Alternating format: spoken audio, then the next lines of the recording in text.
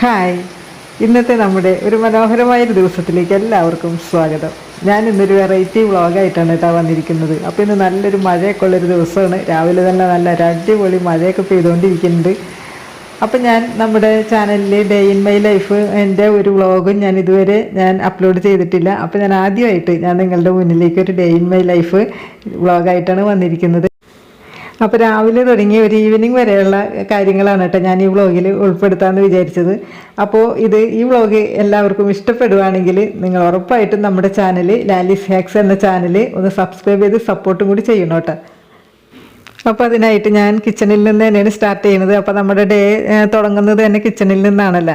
അപ്പോൾ ഞാൻ ഇന്ന് ബ്രേക്ക്ഫാസ്റ്റ് ഉണ്ടാക്കാമെന്ന് കരുതിയത് ഇടിയപ്പവും ഗ്രീൻ പീസ് കറിയാണ് ഞാൻ ചെയ്യാൻ ഉദ്ദേശിച്ചത്. അപ്പോൾ ഞാൻ ഗ്രീൻ പീസ് തലേ ദിവസം തന്നെ വെള്ളത്തിലിട്ടൊക്കെ വെച്ചിട്ടുണ്ട്. അപ്പോൾ നന്നായിട്ട് കുതിർന്നിരിക്കുന്നുണ്ട്. അപ്പോൾ നമുക്ക് ഇടിയപ്പത്തിന് മാവ് ആദ്യം തന്നെ നമുക്കൊന്ന് റെഡിയാക്കി എടുക്കാം. അപ്പോൾ അതിന് വേണ്ടി ഒരല്പം വെള്ളം വെച്ചിട്ടുണ്ട്. തിളച്ചതിന് ശേഷം നമുക്ക് അതിനകത്തേക്ക് ആവശ്യത്തിന് ഉപ്പും ഒരല്പം മാത്രം വെളിച്ചെണ്ണ ഒഴിച്ചു കൊടുത്ത് നമുക്ക് ഈ അരിപ്പൊടിയിലേക്ക് ഒഴിച്ചു കൊടുക്കാം. അപ്പോൾ നമ്മൾ നന്നായിട്ടൊന്ന് ഇതുപോലെ ഒന്ന് കയ്യിൽ വെച്ചിട്ട് നമുക്കിപ്പോൾ കൈ വെച്ച് കുഴച്ചെടുക്കണമെന്നില്ല, കാരണം ഇത് ചെറിയൊരു ക്വാണ്ടിറ്റിയല്ലേ ഉള്ളൂ. അപ്പോൾ നമുക്ക് കയ്യിൽ വെച്ചിട്ട് തന്നെ നല്ല രീതിയിൽ നമുക്കിതൊന്ന് കുഴച്ചെടുക്കാം. അപ്പോൾ ഇതേപോലെ കയ്യിൽ വെച്ചിട്ട് നമുക്ക് ഇങ്ങനെ ചെയ്തിട്ടുണ്ടെങ്കിൽ നന്നായിട്ട് തന്നെ അത് നല്ല സോഫ്റ്റായിട്ട് കിട്ടും. ഇടിയപ്പവും നല്ല സോഫ്റ്റായിട്ട് വരും. അപ്പോൾ നമ്മുടെ കൈയൊന്നും ഇങ്ങനെ ചൂട് കൊണ്ട് പൊള്ളി ഒന്നും ആവില്ലല്ലോ. അപ്പോൾ കയ്യിൽ വെച്ച് ഇങ്ങനെ ചെയ്താൽ മതി. അപ്പോൾ അതിന് ശേഷം നമുക്കിതൊന്ന് അടച്ച് വെച്ചിട്ട് മാറ്റി വയ്ക്കാം. അപ്പോഴേക്കും നമുക്ക് ഗ്രീൻ പീസ് കറി തയ്യാറാക്കി എടുക്കാം. അപ്പോൾ ഒരു സിമ്പിളായിട്ടുള്ള ഗ്രീൻ പീസ് കറിയാണ് കേട്ടോ ഞാൻ ഉണ്ടാക്കുന്നത്. പക്ഷേ നല്ല ടേസ്റ്റ്, നല്ല അപാര ടേസ്റ്റാണ്. നമ്മൾ നാളികേരമൊക്കെ വറുത്തരച്ച് ചെയ്യുന്നതിനേക്കാളും ടേസ്റ്റുള്ള ഒരു ഗ്രീൻ പീസ് കറിയാണ്. വളരെ സിമ്പിളായിട്ട് ആണ് ചെയ്തെടുക്കുന്നത്. അപ്പോൾ പാത്രങ്ങളൊന്നും നമുക്ക് അധികമൊന്നും വേണ്ട. നമ്മൾ കുക്കറിൽ വെച്ച് തന്നെയാണ് നമ്മളിത് തയ്യാറാക്കി എടുക്കുന്നത്. അപ്പോൾ അതിലേക്ക് വേണ്ട കുറച്ച് കാര്യങ്ങൾ നമുക്കൊന്ന് അരിഞ്ഞെടുക്കാം. അപ്പോൾ ഞാനൊരു ചെറിയ കഷ്ണം ഇഞ്ചി അരിഞ്ഞെടുക്കുന്നുണ്ട്. പിന്നെ നമുക്ക് വേണ്ടത് ഒരു സവാളയാണ്, പിന്നെ ഒരു തക്കാളിക്ക് അത്യാവശ്യം പുളിയുള്ള തക്കാളി വേണം കേട്ടോ, എന്നാലേ ഗ്രീൻ പീസ് കറിക്ക് നല്ല ടേസ്റ്റ് ഉണ്ടാവുള്ളൂ. അപ്പോൾ ഇതൊക്കെ നമുക്കൊന്ന് അരിഞ്ഞെടുക്കാം. ഇനി നമുക്കിതിലേക്ക് വേണ്ടത് 3 വെളുത്തുള്ളി, ഒരു പച്ചമുളക്, ഒരല്പം കറിവേപ്പില. അപ്പോൾ ഇതൊക്കെ നമ്മളൊന്ന് അരിഞ്ഞ് റെഡിയാക്കി വെക്കണമെങ്കിൽ നമുക്ക് കുക്കറിലേക്ക് പെട്ടെന്ന് കാര്യങ്ങൾ നീക്കി നമുക്ക് കറിയാക്കാൻ പറ്റും. അപ്പോൾ ഞാൻ ഇതുപോലെയുള്ള വ്ളോഗ് ചെയ്യുന്നത് ഫസ്റ്റ് ടൈം ആണെന്ന് ഞാൻ ആദ്യമേ പറഞ്ഞല്ല. അപ്പോൾ എന്തെങ്കിലും അതിനകത്ത് പോരായ്മകളുണ്ടെങ്കിൽ, നിങ്ങളുടെ സജഷൻസ് എന്തെങ്കിലും ഉണ്ടെങ്കിൽ കമൻറ്റിലൂടെ ഒന്ന് അറിയിച്ചേക്കണം കേട്ടോ. അപ്പോൾ നമ്മളുടെ ചാനൽ സബ്സ്ക്രൈബ് ചെയ്യാത്തവരൊന്ന് സബ്സ്ക്രൈബ് ചെയ്ത് സപ്പോർട്ടും കൂടി ചെയ്യണം കേട്ടോ. ഞാൻ വീണ്ടും ഒന്ന് പറയണം, എന്നാലല്ലേ നമുക്കത് ഇനിയും ഇതുപോലുള്ള വ്ളോഗ് ചെയ്യാനുള്ള ഒരു ഇത് നമുക്ക് കിട്ടുള്ളൂ. അപ്പോൾ നമ്മൾ കറിയാക്കുന്നതിന് മുമ്പ് ഇതുപോലുള്ള പച്ചക്കറികളോ അതല്ലെങ്കിൽ എന്തും ആയിക്കോട്ടെ, അപ്പോൾ നമുക്ക് ഉള്ളി, തക്കാളി ഇതുപോലെയൊക്കെ അരിഞ്ഞ് നമ്മൾ റെഡിയാക്കി വെക്കുകയാണെങ്കിൽ നമ്മൾക്ക് കറിയാക്കുന്ന സമയത്ത് പെട്ടെന്ന് ചടപടയെന്ന് നമ്മുടെ കാര്യങ്ങൾ നീങ്ങി കിട്ടും. അപ്പോൾ നമ്മൾ പച്ചക്കറികളൊക്കെ അരിഞ്ഞ് കഴിഞ്ഞിട്ടുണ്ട്. ഇനി നമുക്ക് വേഗം തന്നെ കറിയാക്കി തുടങ്ങാം. ഇനി നമുക്ക് സൂപ്പർ ടേസ്റ്റുള്ള ഗ്രീൻ പീസ് കറി തയ്യാറാക്കാം. അപ്പോൾ അതിനായിട്ട് എൻ്റെ കുക്കർ വെച്ചിട്ടുണ്ട്. അതിലേക്ക് 2 ടേബിൾ സ്പൂൺ വെളിച്ചെണ്ണ ഒഴിച്ച് കൊടുത്തിട്ട് അത് ചൂടായി വരുന്ന സമയത്ത് നമുക്കതിലേക്ക് അരിഞ്ഞ് വെച്ച സവാളയും ഇഞ്ചിയും കൂടി ചേർത്തിട്ട് ഒന്ന് വഴറ്റി കൊടുക്കാം.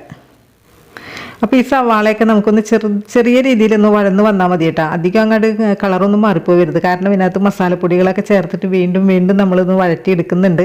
അപ്പോൾ ഇത് കരിഞ്ഞു പോകാനുള്ളൊരു ചാൻസ് ഉണ്ട്. അപ്പോൾ അതൊക്കെ ഒന്ന് ശ്രദ്ധിച്ചതിന് ശേഷം വേണം നമ്മൾ ഇതുപോലെയുള്ള കാര്യങ്ങൾ ചെയ്യുമ്പോൾ കുഞ്ഞു കാര്യങ്ങൾ ശ്രദ്ധിക്കണം. അപ്പോൾ നമുക്ക് ഇതിനകത്തേക്ക് ഒരല്പം ഉപ്പും കൂടി ചേർത്തിട്ട് ഒന്ന് മിക്സ് ചെയ്ത് കൊടുക്കാം. ഒരല്പം മാത്രം ഉപ്പ്.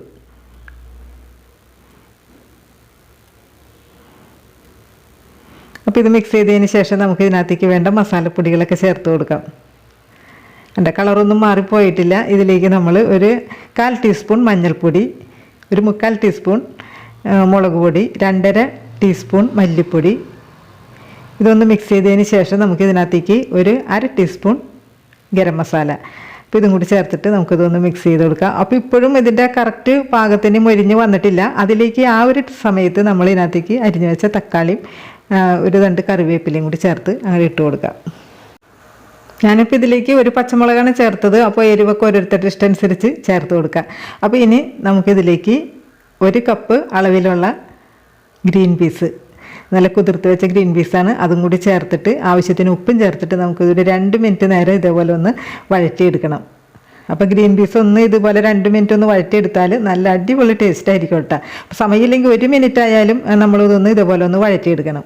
ഇനി നമ്മൾ ഇതിനകത്തേക്ക് ഒഴിച്ചു കൊടുക്കേണ്ടത് ചൂടുവെള്ളമാണ്. അപ്പോൾ ചൂടുവെള്ളം ഒഴിച്ചാലാണ് കുറച്ച് ആ ഒരു പച്ച ടേസ്റ്റൊക്കെ ഒന്ന് മാറി കിട്ടുള്ളൂ. അപ്പോൾ ആവശ്യത്തിനുള്ള വെള്ളം, അപ്പോൾ അതിൻ്റെ മേലെ നിൽക്കുന്ന രീതിയിലാണ് നമ്മൾ വെള്ളം ഒഴിച്ച് കൊടുത്തത് കേട്ടോ. അപ്പോൾ നമുക്ക് ഇനി വേണ്ടത് ഒരു 2 അല്ലെങ്കിൽ വിസിൽ അല്ലെങ്കിൽ ഒരു 3 വിസിൽ. അപ്പോൾ വിസിലിൻ്റെ എണ്ണം എന്നൊക്കെ പറഞ്ഞത് ഓരോരുത്തരുടെ കുക്കറിനെ ഡിപ്പെൻഡ് ചെയ്തിരിക്കും. അപ്പോൾ വെന്തിട്ടില്ലെങ്കിൽ ഒന്നും കൂടി ഒരു വിസിലും കൂടി വെച്ച് കൊടുത്താൽ മതി. ഇപ്പോൾ നമ്മൾ വേവിച്ചെടുക്കുന്ന ഗ്രീൻ പീസ് ഒരുപാട് വെന്ത് ഉടഞ്ഞു പോയാൽ കറിക്ക് ടേസ്റ്റ് ഉണ്ടാവില്ല കേട്ടോ. അപ്പോൾ അതൊന്ന് പ്രത്യേകം ശ്രദ്ധിക്കണം. അതിനൊരു പാകമുണ്ട്, ആ കറക്റ്റ് പാകത്തിൽ നമുക്ക് കിട്ടണം. അപ്പോൾ ഇനി ആ കുക്കറിൻ്റെ പ്രഷറൊക്കെ പോട്ടെ, അപ്പോഴേക്കും നമുക്ക് ഇടിയപ്പം തയ്യാറാക്കിയെടുക്കാം. അപ്പോൾ ഞാനൊരു ചെറിയ ക്വാണ്ടിറ്റി ചെയ്യുന്നത് കൊണ്ട് ഈ ഒരു 7 അടിയിൽ ഒരു പ്രാവശ്യം കൊണ്ട് എനിക്കിത് റെഡിയാക്കി എടുക്കാൻ പറ്റും കേട്ടോ. അപ്പോൾ ഇതിലും കൊണ്ട് എനിക്കൊരു 4 5 ഒക്കെ ഉണ്ടാക്കാം. പക്ഷേ ഞാനതൊരു 4 ഒതുക്കി ഒറ്റ പ്രാവശ്യം കൊണ്ട് തീരാൻ വേണ്ടിയിട്ട് ഒരു ഇത്തിരി വലിയ രീതിയിലുള്ള ഇടിയപ്പമാണ് ഞാൻ തയ്യാറാക്കി എടുക്കുന്നത്.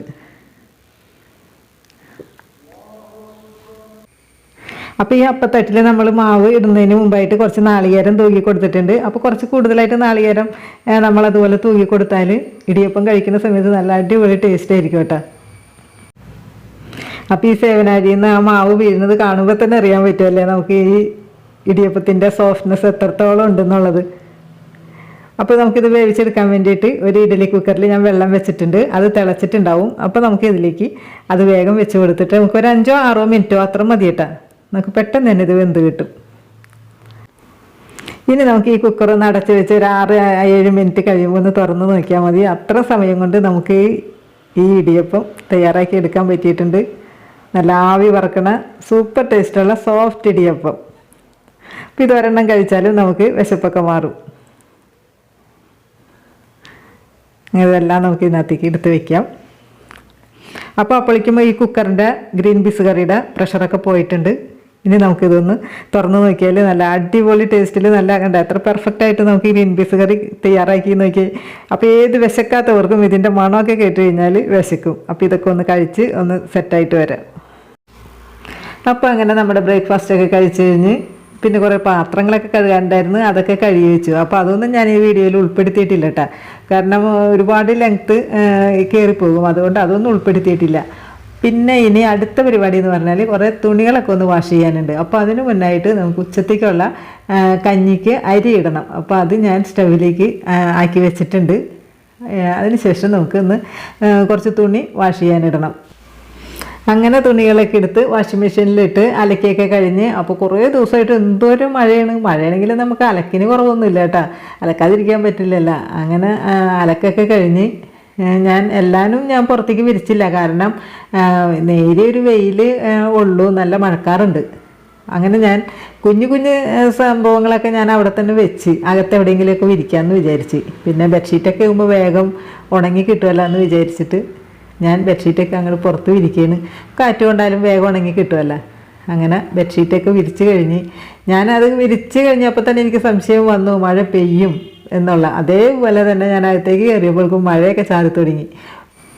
അപ്പം നേരിയ മഴ ചാറുന്നുണ്ടെങ്കിലും നല്ല വെയിലും വന്നിട്ട്. അപ്പോൾ ഞാൻ വിചാരിച്ചു ഇനി മഴ പെയ്യായിരിക്കില്ല എന്ന് വിചാരിച്ചു. അപ്പോൾ വെയിൽ പറ്റിച്ചതായിരുന്നു. പിന്നെ ഞാൻ വേഗം നമ്മൾ വിരിച്ചതൊക്കെ തിരിച്ചെടുത്ത്. നല്ല മഴക്കാറുണ്ട്, നല്ല മഴക്കാറെന്ന് പറഞ്ഞാൽ നല്ല മഴക്കാറ്. നേരിയ മഴച്ചാറ്റിലുള്ളെങ്കിലും ഞാൻ പിന്നെ തിരിച്ചെടുത്ത് ഇനിയൊരു റിസ്ക് എടുക്കണ്ടല്ലോ എന്ന് വിചാരിച്ച് തിരിച്ച് അകത്തേക്ക് കൊണ്ടുവന്ന് വെക്കുക. അങ്ങനെ ഞാൻ അലക്കിയ തുണിയൊക്കെ എടുത്ത് ഞാൻ അകത്തേക്ക് കയറലും നല്ല അടിപൊളി മഴ അങ്ങോട്ട് പെയ്തു. നല്ല അടിപൊളി എന്ന് വെച്ചിട്ടുണ്ടെങ്കിൽ നല്ല ഗംഭീര മഴ.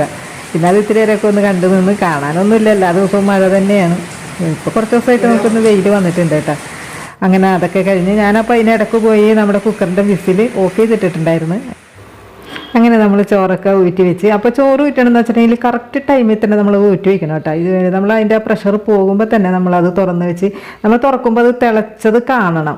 അപ്പോഴും മാത്രമേ അതിൻ്റെ കറക്റ്റ് ചോറിനെയും ഉണ്ടല്ലോ ഒരു ടേസ്റ്റ്. അപ്പോൾ അത് നമുക്ക് ആ വെള്ളത്തിൻ്റെ ഒരു ടേസ്റ്റ് നമുക്ക് തോന്നാതിരിക്കണമെങ്കിൽ അത് കറക്റ്റ് ടൈമിൽ തന്നെ അത് ഊറ്റി വയ്ക്കണം. അല്ലെങ്കിൽ ഒരു വെള്ളത്തിൻ്റെ ഒരു ചുവ നമുക്ക് ഫീൽ ചെയ്യും. ഇനി നമുക്ക് ഉച്ചത്തേക്കുള്ള കറികൾ റെഡിയാക്കാം. അപ്പോൾ അതിനായിട്ട് ഞാനിന്ന് വിചാരിച്ചിരിക്കുന്നത് കോളിഫ്ലവർ ഇരിക്കുന്നുണ്ടായിരുന്നു. അപ്പോൾ കോളിഫ്ലവർ കൊണ്ട് ഒരു മെഴുക്കുവരട്ടി ഉണ്ടാക്കാം. പിന്നെ കുമ്പളങ്ങ ഉണ്ട്, അപ്പോൾ കുമ്പളങ്ങയും കൊണ്ട് ഒരു കറിയും വെക്കാമെന്ന്. അപ്പോൾ ഞാൻ തലേ ദിവസം തന്നെ ഞാനൊരു ഐഡിയ ഉണ്ടാവും കേട്ടോ നമുക്ക് നാളെ എന്ത് ചെയ്യണം എങ്ങനെ. അപ്പോൾ അത് നമുക്ക് എളുപ്പമാകും. അപ്പോൾ അല്ലെങ്കിൽ പിന്നെ നമ്മളത് ആലോചിച്ച് എന്തെടുക്കണം എന്ത് ചെയ്യണം. അപ്പോൾ ഞാനിങ്ങനെ ഒരുപാട് കറികളൊന്നും ഞാൻ ചെയ്യാറില്ല. ഞാൻ ഡെയിലി ഇതേപോലെ തന്നെയാണ് ഞാൻ പോയിക്കൊണ്ടിരിക്കുന്നത്. പിന്നെ എന്തെങ്കിലും സ്പെഷ്യൽ ദിവസങ്ങളിൽ മാത്രമേ എന്തെങ്കിലും സ്പെഷ്യലായിട്ടൊക്കെ ചെയ്യുള്ളൂ. അപ്പോൾ ഒരു സാധാ ഒരു ഡേ ഇൻ മൈ ലൈഫായിട്ടാണ് ഞാനിത് എടുത്തിരിക്കുന്നത്. അപ്പോൾ അങ്ങനെ കോളിഫ്ലവറൊക്കെ നമ്മളൊന്ന് കട്ട് ചെയ്തെടുത്തിട്ടുണ്ട്. അപ്പോൾ നമ്മളിതൊന്ന് നന്നായിട്ടൊന്ന് ഒരു 3-4 പ്രാവശ്യമെങ്കിലും നമുക്കിത് നന്നായിട്ടൊന്ന് കഴുകി എടുക്കണം കേട്ടോ. അപ്പോൾ ഞാനിത് ഒരുവിധം അതിൻ്റെ ഇലകളൊക്കെ കളഞ്ഞിട്ടാണ് നമ്മൾ ഫ്രിഡ്ജിൽ വെക്കാറ്. അപ്പോൾ അത് നമുക്ക് കുറച്ചും കൂടി എളുപ്പമാവും. അങ്ങനെ 3-4 പ്രാവശ്യമൊക്കെ കഴുകി. എന്നാലും നമുക്കിതൊന്നും കൂടി വൃത്തിയാവണമെന്നുണ്ടെങ്കിൽ കുറച്ച് നമുക്കൊരു മഞ്ഞൾ വെള്ളത്തിൽ ഒന്ന് തിളപ്പിച്ചതിന് ശേഷം ഒന്നും കൂടി നമുക്കൊന്ന് വൃത്തിയാക്കേണ്ടതുണ്ട്. അപ്പോൾ അതിനായിട്ട് ഞാനൊരു ചെരുവനിൽ കുറച്ച് വെള്ളം വെച്ച് തിളക്കാൻ വെച്ചിട്ടുണ്ട്. അപ്പോൾ അതിലേക്ക് നമ്മൾ കുറച്ച് മഞ്ഞൾപ്പൊടി ഇട്ട് കൊടുത്തിട്ടുണ്ട്. പിന്നെ കുറച്ച് ഉപ്പും ഇതും കൂടി ചേർത്തിട്ട് നല്ല രീതിയിലൊന്ന് തിളച്ച് വരുമ്പോൾ അതെല്ലാവർക്കും അറിയാവുന്നതാണ്, എന്നാലും ഞാനൊന്ന് പറയുന്നേ ഉള്ളൂ. അപ്പോൾ ഇതേപോലെ നമ്മൾ കോളിഫ്ലവർ ഒന്ന് ഇട്ട് കൊടുത്ത് എന്നാലും നമുക്കതൊരു വൃത്തിയായ പോലെ നമുക്ക് തോന്നുള്ളൂ. അപ്പോൾ ഇന്നത്തെ വല്ല അഴുക്കൊക്കെ ഉണ്ടെങ്കിൽ അങ്ങനെ പോയി കിട്ടുമല്ലോ. ഇനി ഇതെടുത്ത് നമുക്കൊന്ന് മാറ്റി വയ്ക്കാം. അപ്പോൾ ഈ ചൂടൊന്ന് ആറിയതിന് ശേഷം നമുക്കൊന്ന് ചെറുതായിട്ടൊന്ന് കട്ട് ചെയ്തെടുക്കാം. അപ്പോൾ അതിന് മുന്നായിട്ട് നമുക്ക് ഈ ഉള്ളി ഒന്ന് കുറച്ച് ചതച്ചെടുക്കാം. അപ്പോൾ ഇതിനകത്ത് കുറച്ച് വെളുത്തുള്ളി, ചെറിയ ഉള്ളി, ചെറിയ കഷ്ണം ഇഞ്ചി, ഒരു പച്ചമുളക് ഇത്ര ഇട്ടിട്ട് നമ്മളൊന്ന് ചതച്ചെടുത്ത് മാറ്റി വെച്ചിട്ടുണ്ട്. ഇനി നമുക്ക് ഈ കോളിഫ്ലവർ ഒന്ന് അധികം ചെറുതല്ലാത്ത രീതിയിൽ ഒന്നും കൂടി ഒന്ന് ചെറുതാക്കി ഒന്ന് കട്ട് ചെയ്തെടുക്കാം. അപ്പോൾ മെഴുക്കുവരട്ടിക്ക് എപ്പോഴും ഇങ്ങനെ ഒന്ന് അരിയുന്നതാണ് എപ്പോഴും നല്ലത്. അങ്ങനെയെല്ലാം നമ്മൾ അരിഞ്ഞെടുത്തിട്ടുണ്ട്. അപ്പോൾ പുറത്ത് നല്ല മഴയുണ്ട് കേട്ടോ. അതിൻ്റെ ഭയങ്കര കാറ്റും ഇതൊക്കെ കൂടി വന്നിട്ടേ അതിൻ്റെ ഒച്ച ഭയങ്കര സൗണ്ട്. ഇനി നമുക്ക് അടുത്തതായിട്ട് മെഴുക്ക് വരട്ടി ആക്കി തുടങ്ങാം. അപ്പോൾ അതിനായിട്ട് നമ്മളൊരു പാൻ വെച്ച് കൊടുത്തിട്ടുണ്ട്. ആ പാനിലേക്ക് നമ്മൾ 2 ടേബിൾ സ്പൂൺ വെളിച്ചെണ്ണ ഒഴിച്ച് കൊടുത്ത് നമ്മൾ ചതച്ച് വെച്ച ഉള്ളി, വെളുത്തുള്ളി, ഇഞ്ചി, പച്ചമുളക് ചേർത്തത് നമുക്കങ്ങോട്ട് ചേർത്ത് കൊടുത്തിട്ട് ഒന്ന് വഴറ്റിയെടുക്കേണ്ടതുണ്ട്. അതിലേക്ക് ഒരു 1/4 ടീസ്പൂൺ മഞ്ഞൾപ്പൊടി, ഒരല്പം ആവശ്യത്തിനുള്ള ഉപ്പ്, ഒരു 1/4 ടീസ്പൂണോളം മുളക് പൊടി ചേർത്തിട്ട് നമുക്കിതൊന്ന് വീണ്ടും ഒന്ന് വഴറ്റിയെടുക്കാം. അപ്പോൾ ഈ വഴറ്റിയെടുക്കുന്ന സമയത്ത് ഇത് മൊരിഞ്ഞു പോകരുത്, അത് നമ്മൾ എപ്പോഴും ശ്രദ്ധിക്കണം. കാരണം നമ്മൾ ഇതിനകത്തേക്ക് ഇനി ഈ കോളിഫ്ലവറും ഒക്കെ ഇട്ട് നമുക്ക് വീണ്ടും ഇതൊന്ന് ചെറു തീയിലിട്ട് വേവിക്കുമ്പോൾ അപ്പോൾ അത് കറക്റ്റായിട്ട് അതിൻ്റെ മസാലകളൊക്കെ കറക്റ്റായിട്ട് വന്നോളും. അല്ലെങ്കിൽ മസാലകൾ കരിഞ്ഞു പോകാനുള്ള ഒരു ചാൻസ് ഉണ്ട്.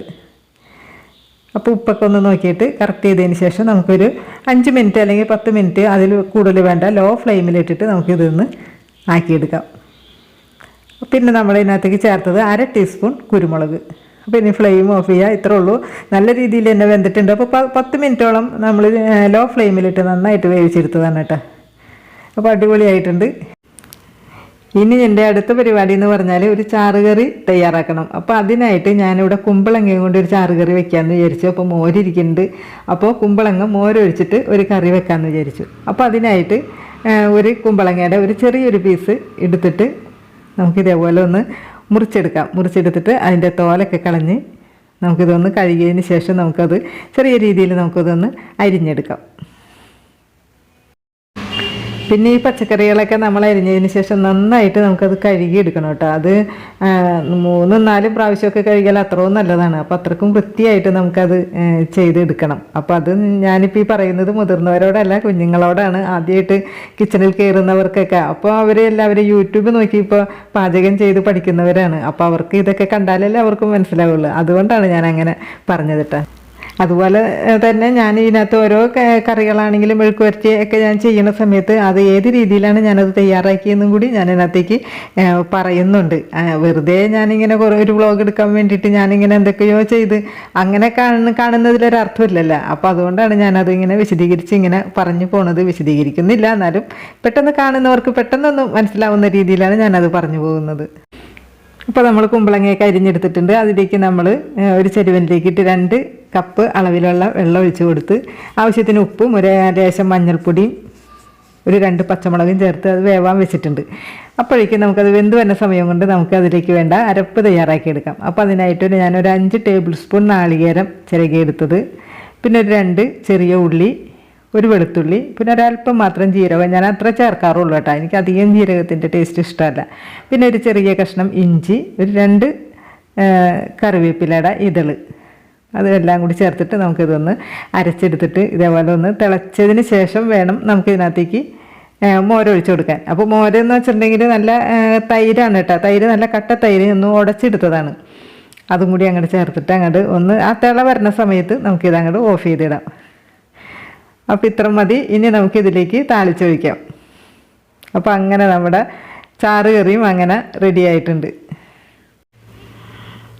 അപ്പോൾ നന്നായിട്ടൊന്ന് നേരിയ രീതിയിലൊന്ന് തിളച്ച് വന്നിട്ടുണ്ട്. അപ്പോൾ ഇത്ര മതി. അപ്പോൾ കറക്റ്റ് എരിവും പുളിയും ഒക്കെ കറക്റ്റായിട്ട് വന്നിട്ടുണ്ട്. ഇനി നമുക്ക് താളിച്ചൊഴിക്കാൻ വേണ്ടിയിട്ട് ഒരു പാൻ ഇതേപോലെ വെച്ചിട്ട് 2 ടേബിൾ സ്പൂൺ വെളിച്ചെണ്ണ ഒഴിച്ചു കൊടുക്കുക. അതിനകത്തേക്ക് ഒരു 1/4 ടീസ്പൂൺ വേണമെന്നില്ല, അതിൽ കുറവായിട്ട് കുറച്ച് ഉലുവ, ഒരല്പം കടുക്, പിന്നെ ഒരു 3-4 ഉള്ളി ചെറുതായിട്ട് അരിഞ്ഞത്, ഒരല്പം മഞ്ഞൾപ്പൊടി, പിന്നെ ഒരല്പം മുളക് പൊടി, ഒരു 2 കറിവേപ്പില, ഇതും കൂടി ചേർത്തിട്ട് ഇതിനകത്തേക്ക് ഇങ്ങോട്ട് ഒഴിച്ചിട്ട് ലേശം അതിന് ശേഷം നമുക്കൊരു ലേശം ഒരു പഞ്ചസാര ഒന്ന് തൂക്കി കൊടുക്കാം കേട്ടോ, ആ പുളീനെ ഒന്ന് ബാലൻസ് ചെയ്യാൻ വേണ്ടിയിട്ട്.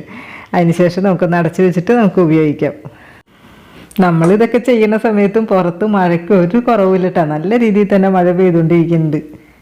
അങ്ങനെ അതൊക്കെ കണ്ട് പിന്നെ ഉച്ച ടൈമായി, ഭക്ഷണമൊക്കെ കഴിച്ച്.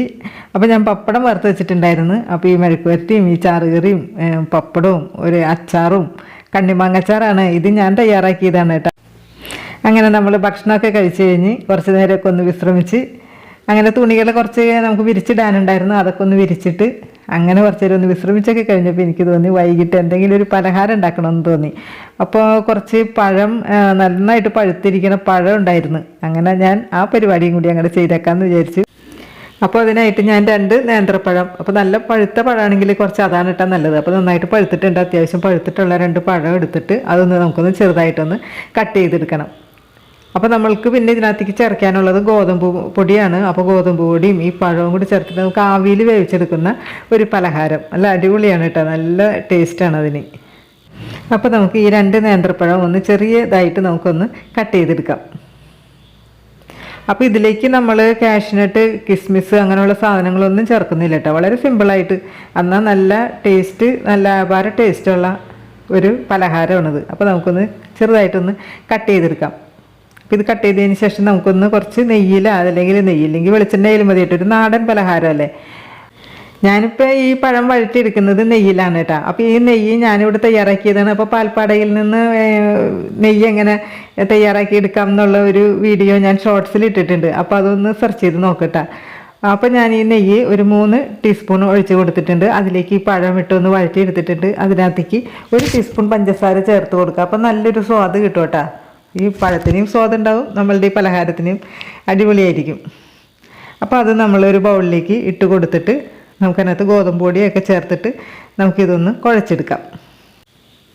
ഇനി നമുക്കിത് കുറച്ച് ലൂസായിട്ടുള്ള രീതിയിലാണ് കേട്ടോ നമുക്കിതൊന്ന് മിക്സ് ചെയ്തെടുക്കേണ്ടത്.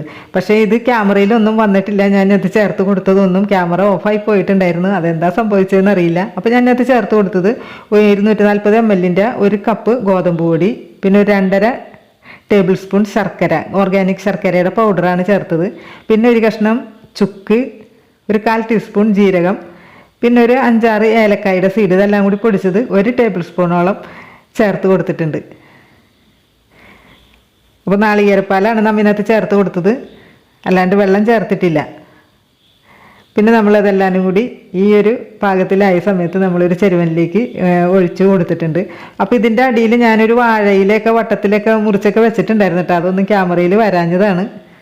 അപ്പോൾ നമ്മളൊരു ഇഡലിച്ചെമ്പിൽ വെള്ളം വെച്ച് തിളക്കാൻ വെച്ചിട്ടുണ്ടായിരുന്നു. അത് തിളച്ചതിന് ശേഷം നമ്മളൊരു 1/2 മണിക്കൂർ നേരം ഇതുപോലെ നമ്മളൊന്ന് വേവിച്ചെടുത്തിട്ടുണ്ട്. അടിപൊളി ടേസ്റ്റാണ് കേട്ടോ ഇത്. അപ്പോൾ അതിൻ്റെ ചൂടൊക്കെ അറിയതിന് ശേഷം നമ്മളിതൊന്ന് മറിച്ചിട്ട് കൊടുത്താൽ മതി. കണ്ട വാഴയിലൊക്കെ ഞാൻ വെച്ചിട്ടുണ്ടായിരുന്നു, പക്ഷെ അത് ക്യാമറയിൽ വരാതിരുന്നതാണ്. അങ്ങനെ വൈകിട്ടത്തെ നമ്മുടെ ചായയൊക്കെ കഴിഞ്ഞ്, അപ്പോൾ ഇന്നത്തെ ദിവസം തന്നെ മഴയും വെയിലൊക്കെ കൊണ്ട് മനോഹരമായ ഈ ദിവസത്തിൽ തന്നെ നിങ്ങളുടെ മുന്നിലേക്ക് ഞാൻ വ്ളോഗായിട്ട് വന്നതിൽ എനിക്ക് ഒരുപാട് സന്തോഷമുണ്ട്. അപ്പോൾ നമ്മുടെ ഇന്നത്തെ വ്ളോഗ് ഇവിടെ വെച്ച് ഞാൻ നിർത്തുകയാണ്. പണികൾ ഇനിയും ഒരുപാടൊക്കെ ഉണ്ട് കേട്ടോ, ഒരുപാടൊന്നും ഇല്ലെങ്കിലും വൈകിട്ടത്തേക്കുള്ള കാര്യങ്ങളൊക്കെ റെഡിയാക്കേണ്ടതുണ്ട്. പിന്നെ അങ്ങനെ അതൊക്കെ പണികളൊക്കെ കഴിഞ്ഞ് പിന്നെ വിളക്കൊക്കെ വെച്ച് പിന്നെ ഭക്ഷണമൊക്കെ കഴിഞ്ഞ് അതിനുശേഷം കിടക്കാനുള്ള ഒരു ശ്രമത്തിലാണ്. അപ്പോൾ നിങ്ങൾക്ക് ഉറപ്പായിട്ടും ഈ വ്ളോഗ് ഇഷ്ടപ്പെട്ടെന്ന് ഞാൻ കരുതുന്നു. ഇഷ്ടപ്പെടുവാണെങ്കിൽ ഞാൻ എപ്പോഴും പറയുന്ന പോലെ തന്നെ നമ്മുടെ ചാനലൊന്ന് സബ്സ്ക്രൈബ് ചെയ്ത് സപ്പോർട്ടും കൂടി ചെയ്യണം കേട്ടോ. അപ്പോൾ ഞാൻ ഇനിയും നല്ല വെറൈറ്റി സംഭവങ്ങളൊക്കെ ഉൾപ്പെടുത്തിക്കൊണ്ടുള്ള വീഡിയോ ആയിട്ട് നിങ്ങളുടെ മുന്നിലേക്ക് വരുന്നതായിരിക്കും. അപ്പോൾ എല്ലാവരും ഹാപ്പി ആയിട്ടിരിക്കുക. ടാറ്റാ.